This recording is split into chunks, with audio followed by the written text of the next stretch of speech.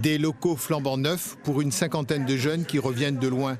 Il y a encore 6 mois, la section d'enseignement général et professionnel adapté, appelée aussi SECPA, se trouvait à l'extérieur du collège, près du centre des pompiers. C'était un petit peu les enfants pauvres qui étaient externalisés de l'établissement.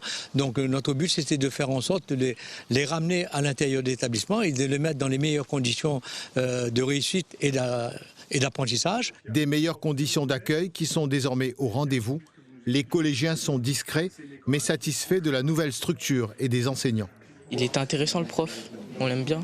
Et comment il est en SECPA en fait? C'est bien. On apprend beaucoup de choses.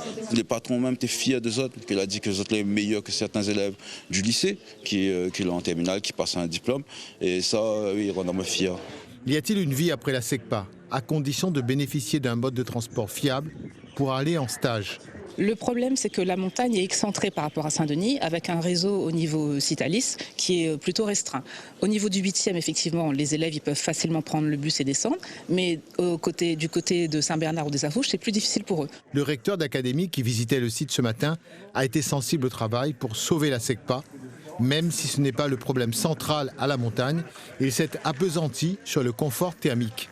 La technique même des climatiseurs s'est améliorée en termes notamment d'impact écologique.